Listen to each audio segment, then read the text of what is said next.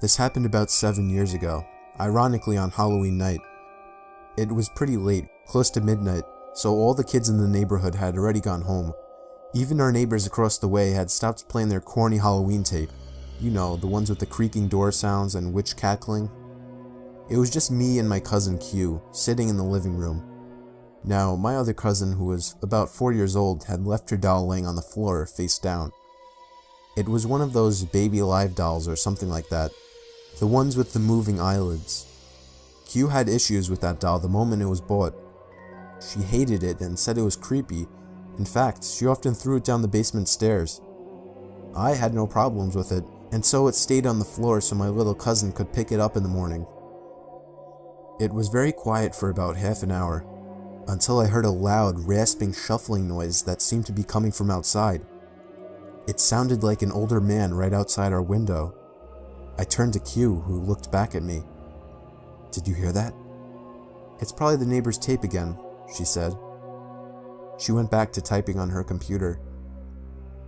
It was silent for another minute before we heard the rasping noise again, louder this time.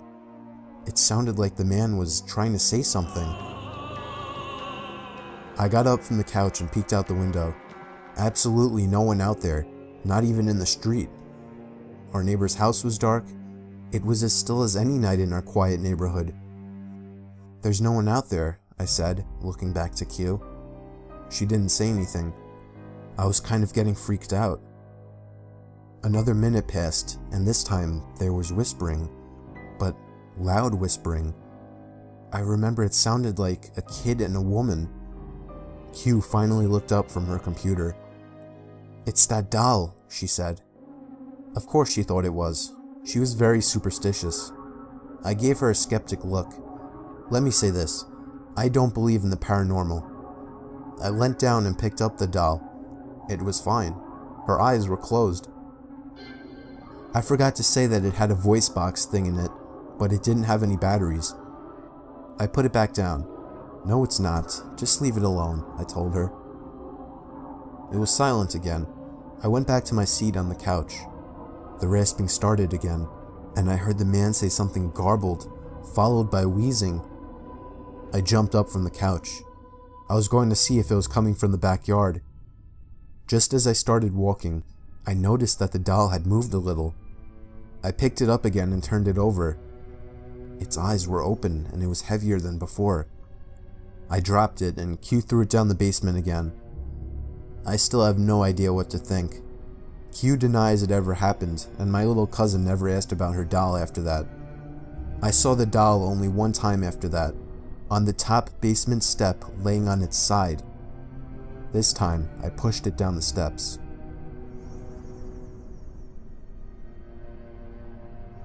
I was up late reading on a cold night. My bedroom is on the first floor, and I live alone in a relatively quiet and wooded area. For that reason, a lot of my windows didn't have any blinds, since it wasn't as if people driving by were able to look into my house.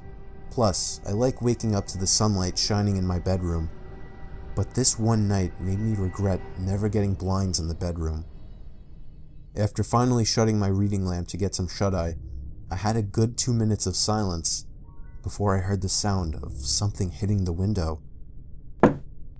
It sounded like a single tap from a person's fist. I was facing away from the window and didn't want to turn around. I was used to hearing things like tree branches brush up against the walls and windows, but I distinctly recognized this sound to be a fist hitting glass. The thought that somebody might be outside my window watching me frightened me. The fact that somebody would walk all the way onto my property to my bedroom window. I tried to accept that maybe it was just a tree branch, but a second and single knock at the window confirms my fear. It was a fist hitting the glass, and somebody was outside my window. I figured that if I just ignored it, they would go away. Maybe it was just some punk trying to mess with me. If they thought I was sleeping, they would get bored. Another knock at the window came, and I desperately tried to just stay still and show no reactions. But when the fourth knock came routinely, I decided enough was enough. I should confront this jerk like a real man.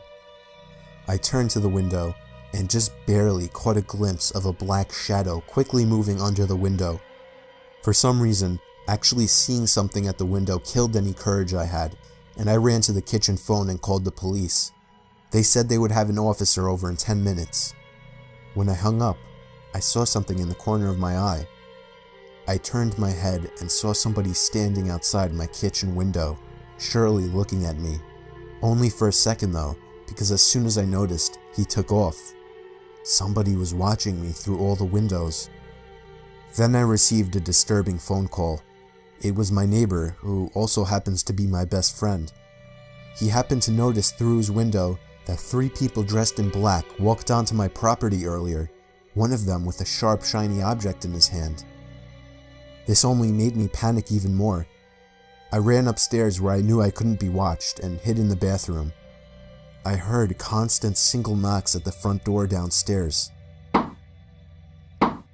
No way it was the police. I just prayed they would get there in time, and thankfully, moments after the knocking stopped, I heard heavy banging at the front door, followed by someone screaming police. It turned out to be the cops, but whoever the 3 men were already gone into the woods. It might have been more than 3, I don't even know. All I know is they were never caught, and that I went out to get blinds the same week. My parents are divorced, and I was living with my dad.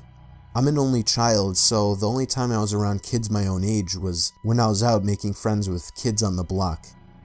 There was this one kid that lived on the corner of my block. His name was Tom. I met him while riding my bike. He strangely invited me over to shoot some hoops with him, so I did. He was a lot older than me. I was 12 and he was 16. I found out after hanging out with him a lot that he was an only child as well, and that he also lived with his dad. At first, I found him very relatable. I gave him my phone number and he would call to hang out. Sometimes he would come over and play video games. But then he started getting weird. He would call non-stop. If I didn't answer, he would begin to leave annoyed messages. He would call 5 or 6 times before coming over and ringing the bell. If my dad wasn't home, I usually didn't answer it. But when he was home, he would force me to hang out with Tom, even though I told him he was creepy. I biked with Tom back down to his house while pretending to listen to him babble on about stupid shit. This kid would never shut up. I needed to find a way to get him to stop looking for me. Then, for the first time, he invited me into his house. I really didn't want to go in, but it didn't seem I had a choice. The second I walked into the door, the foul, disgusting odor of his house filled my lungs. Clothes were tossed all over the floor, broken glass in one corner of the room, and what looked like coffee stains on the wall. It was the most disgusting place I'd ever seen. And then, a huge, shady-looking man walked out from another room. He looked at me with a very intimidating look. I felt myself backing up away from him, until Tom introduced him as his father. The man just gave me a big grunt and stomped off into another room. It was official, this kid was a fucking creep. I needed to get away from him for good. I decided I didn't even want to be in that house anymore and just made up some excuse to go. I think that I said that I forgot I had a doctor's appointment, and at that moment, his smile slowly faded as an unhappy, if not extremely angry expression crossed his face. He didn't even give me any response. He just looked at me with this unnerving stare. I left in a hurry and ran back down the block to my house. The door was locked, surprisingly. I unlocked it with the key my dad made me carry and found that he wasn't home. I really wanted him to be home. And then I found a little sticky note on the fridge saying he was called into work for a possible storm emergency. So that night before going to sleep, I checked my email for a response from somebody on eBay, but instead I had about 5 new emails all titled in capital letters, and they were all sent from an email named tomtom20@aol.com. It was him. I never gave him my email and still have no idea how he got it. One of the emails was titled, "You made a mistake." Another was titled, "I know where you live," and the rest were filled with profanity and threats. I was only 12 and was extremely intimidated by this, so I was ready to call my dad, but as soon as I was heading to the kitchen phone, I heard the sound of rustling bushes outside. I opened the blinds of the window that was facing the bushes and was greeted by the face of a huge man who I instantly recognized as Tom's dad. I called the police, but by the time they arrived, he was already gone. When my dad came home early because of this situation, we went on to get a restraining order as soon as possible. Tom and his dad moved out about a month after that. I moved into a house that my aunt and uncle had been renting out for several years after they built a new place. I spent a few months alone before a buddy from work asked if I was looking for a roommate. I thought about it for a few days and ended up allowing him to move in. It was a 2-bedroom place with a den and office in the garage. He decided he wanted his own space as the bedrooms were right next to each other, so he moved his stuff into the office in the garage. And I have to admit, it was a pretty cool setup he had. The only problem, he didn't have a bathroom or kitchen out there, so he would use the kitchen and toilet in the house. We worked different schedules, so I would often leave the house unlocked for him. One night, I went to my girlfriend's house for dinner. After I got back, I decided to grab a 6-pack of beer I had bought the previous night. When I opened the fridge, my beer was gone. I assumed it was my roommate and went into a blind rage. I stormed out into the garage and slammed his bedroom door open. He was sleeping and rolled over. I screamed at him, asking why he drank my beer without asking. He said he didn't touch my beer and rubbed the sleep out of his eyes. Having lived with him for a while, I was pretty good at judging when he was lying. I felt he was telling the truth. My heart sank as I came to the realization that somebody had stolen our beer from the fridge and whatever else. We went back into the house and made sure everything was in its place. The TV was there, all the furniture. It wasn't until I went into my bedroom and realized my $2,000 laptop was gone that we began to panic.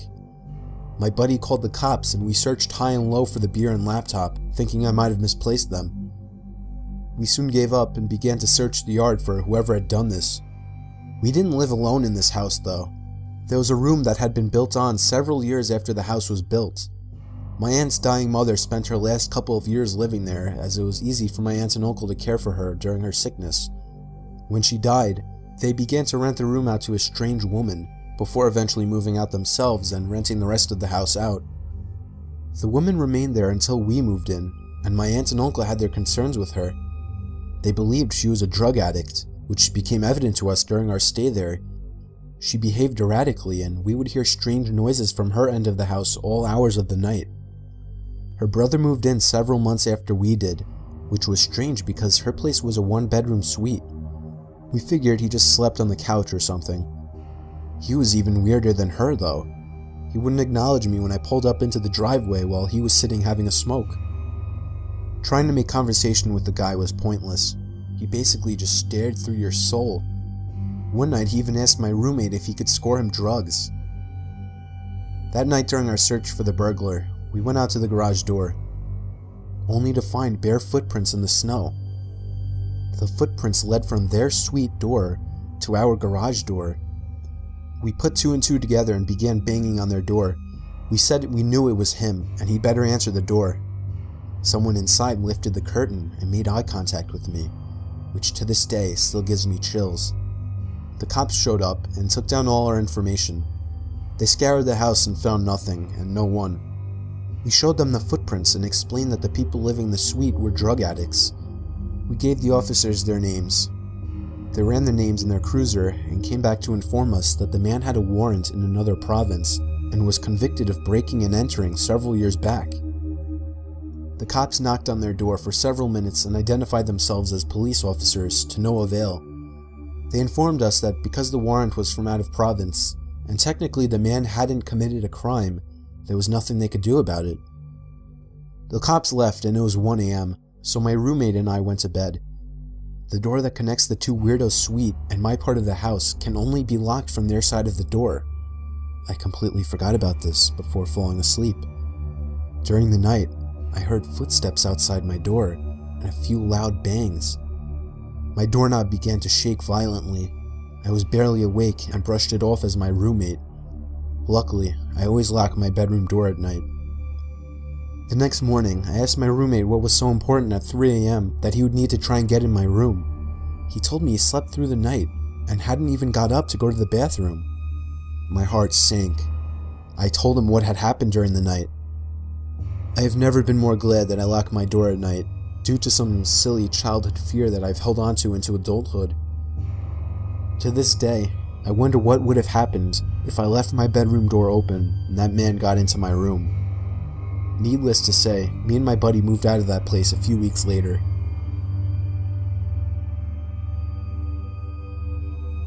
It happened on my friend's 21st birthday. We were throwing him a big party filled with alcohol. There were a lot of people I didn't know there. It was just chaotic in the house.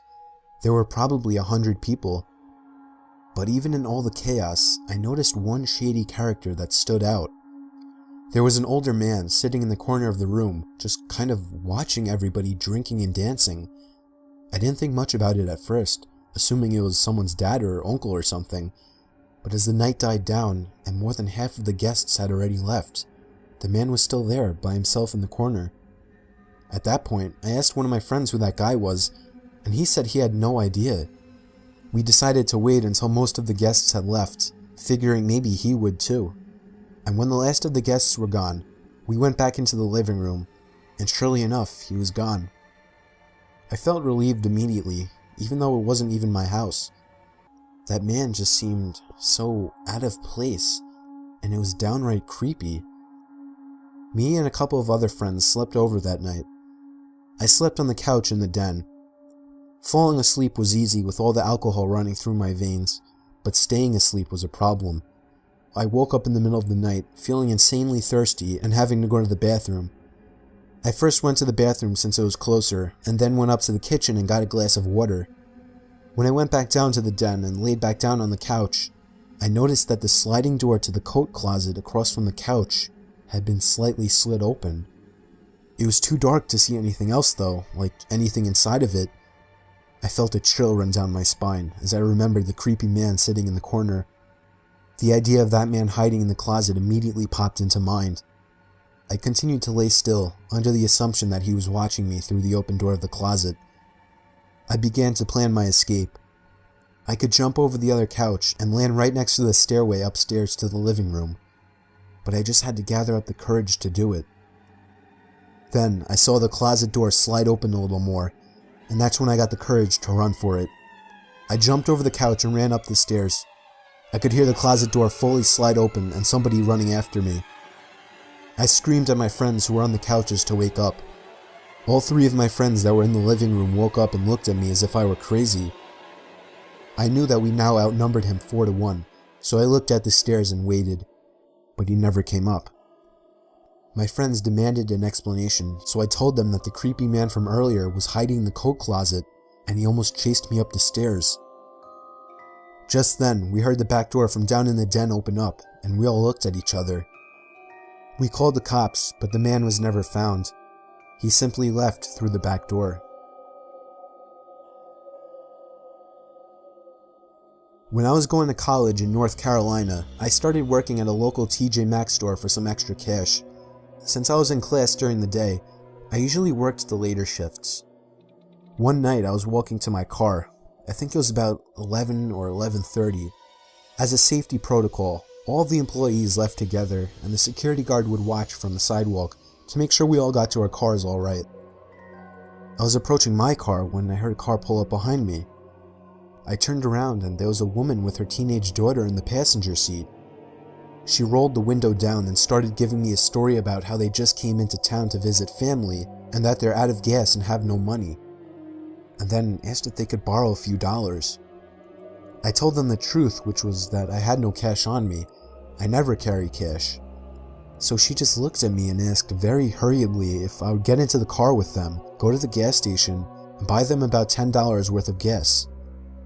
I mean, obviously I said no, and she asked a few more times. It wasn't until I had said no that I noticed the daughter in the passenger seat had been staring at me the whole time, and she was licking her lips and wringing her fingers. At that point, I bolted back to the store where the security guard was, because they had pulled up behind my car, so I would have been stuck there. I told him what had happened. He started walking to their car, and they sped away.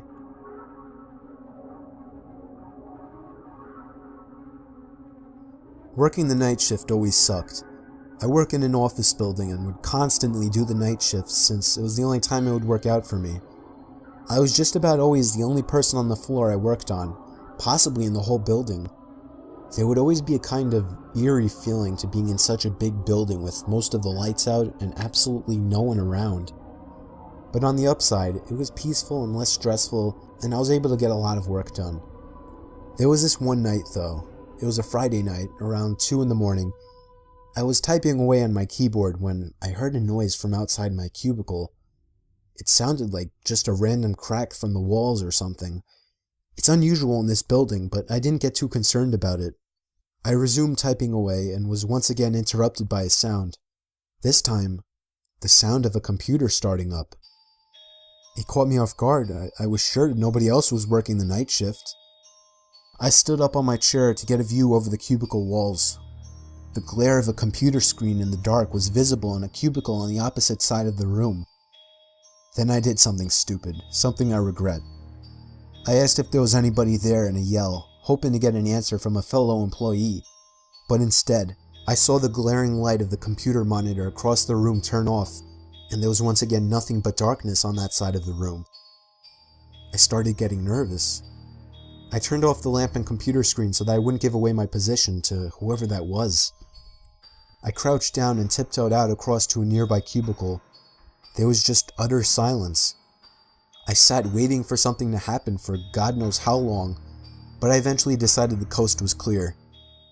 I tiptoed down past all the cubicles until I reached the opening near the exit door to the stairs and elevators, and that's when I realized that my fearful suspicion was true.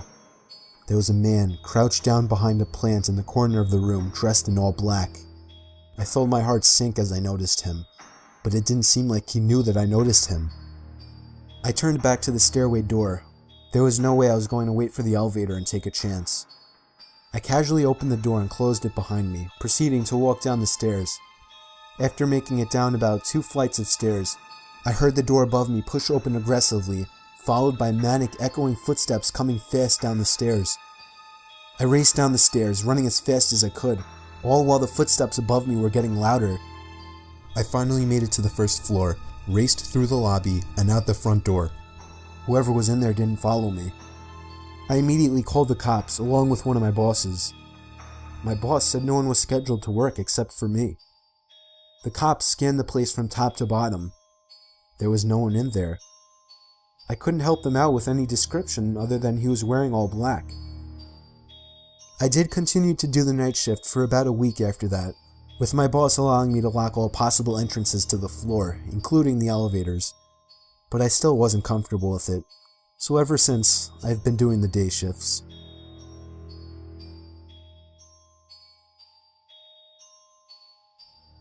It was 4 a.m. on a Saturday night. I woke up to my stomach rumbling, and nothing is worse than trying to sleep on an empty stomach. So I got out of bed and made my way to the kitchen to make a sandwich. But immediately I noticed that the cabinet was open. I'm always super obsessive over closing everything I open, so I couldn't believe that I had done that. I found it more odd than most people would. That's just how I am. Most people would shut the cabinet and forget about it, but I went as far as investigating around the house for any unwanted guests. There was nobody in any of the closets I checked, but when I went down to the den, the back door was wide open. I was certain now that someone had been in my house. I somehow had the balls to step outside and turn on the patio light, and there was somebody sitting in one of the patio chairs. He looked at me with a blank expression and got up slowly. He looked filthy, almost homeless. His hair was down to his shoulders. He started walking closer to me. I couldn't tell what his intentions were, and I kinda just stood there, almost taking him as harmless. But he suddenly lunged at me, and I barely had time to shut the door and lock it. We stared each other down for 10 seconds through the glass, until I finally realized I should be taking that time to call the cops. I ran to the kitchen to get the phone, and as I was dialing, I noticed when I got back that he was already gone. I still called the cops, but nothing was ever found of the man.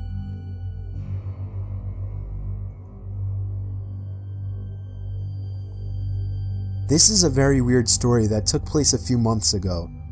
I still live in the same house this happened in. I have an electrical outlet under my bed that I use to charge my phone with.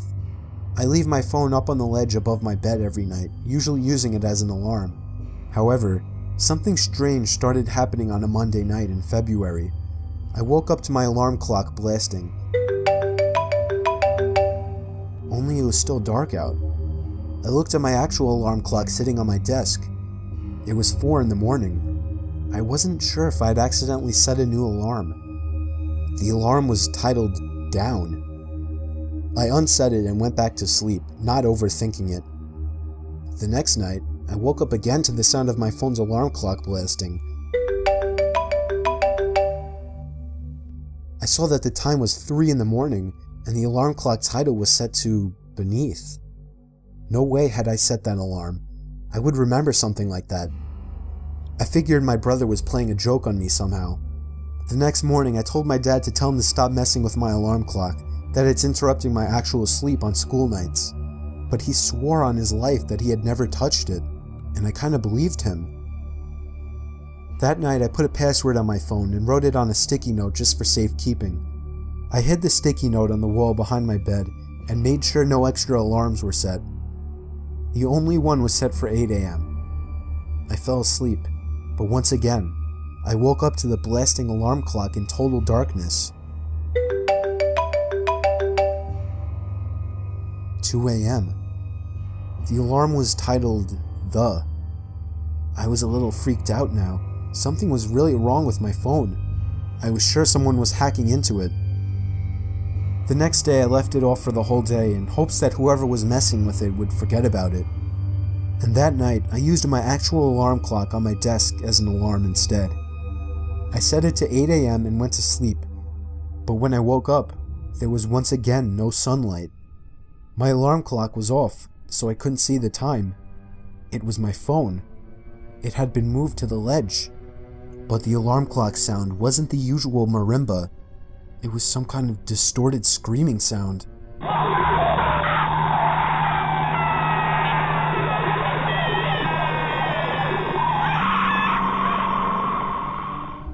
I turned off the alarm, which was titled Bed. It was 1 in the morning. I was laying there clueless, not knowing what to think. My phone was at 10%, so I reached down under my bed to try and find the charger that's normally plugged into the wall. It was missing. And then, at the worst possible time, I realized exactly what it all meant. The 4 alarm titles formed a sentence. Down beneath the bed. I tried to pull my arm away, but it was too late. I felt a hand grab my arm and squeeze tight. I screamed as loud as I could, loud enough for all the neighbors to hear. I heard my parents' bedroom door open and footsteps running over to my room. My door opened and my dad barged in with a baseball bat. He saw that I was being pulled down to the edge of my bed. My dad reached under my bed and grabbed a hold of the man hiding under. He knocked him out with the bat and called the cops. The man clearly didn't plan that out, as he basically trapped himself under my bed. Police told us that he was a registered sex offender who had been arrested 10 times. He's extremely messed up in the head, and clearly gains pleasure from messing with and scaring his victims. It scares me the most that he was in our house and under my bed for 4 days.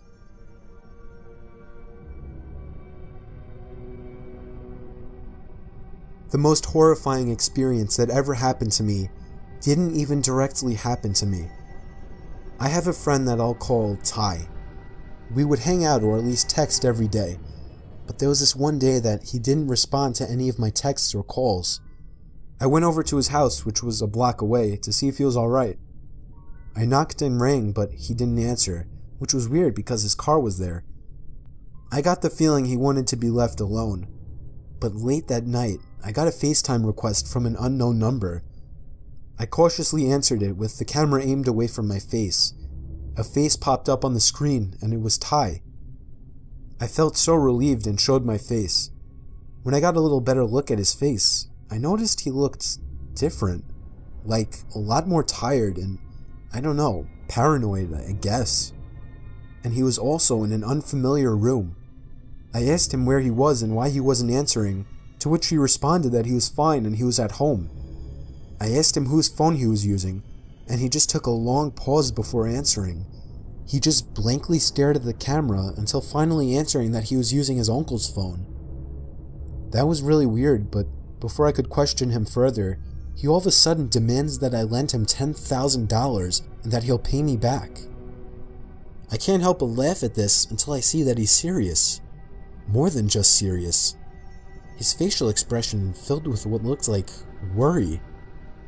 I asked him why the hell he needed so much money, and there was once again a huge pause, with him just staring into the camera. He finally says he has to go, and with that, the call ended. It was probably one of the weirdest and most unnerving experiences of my life. I had never seen him act so weird. Something was clearly wrong with him. But it was late, and I figured I would just go over to his house tomorrow and talk with him.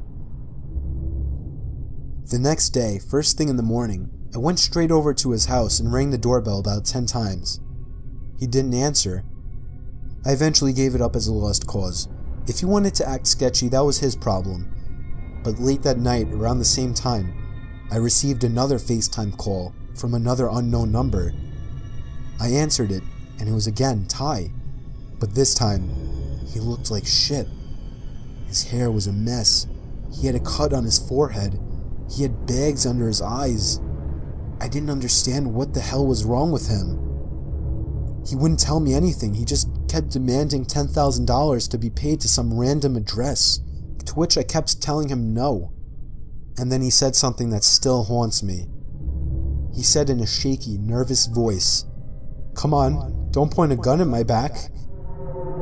It hit me like a bullet as he said this, accompanied with an ever so slightly twitch of his left eye, to which I interpreted as a wink.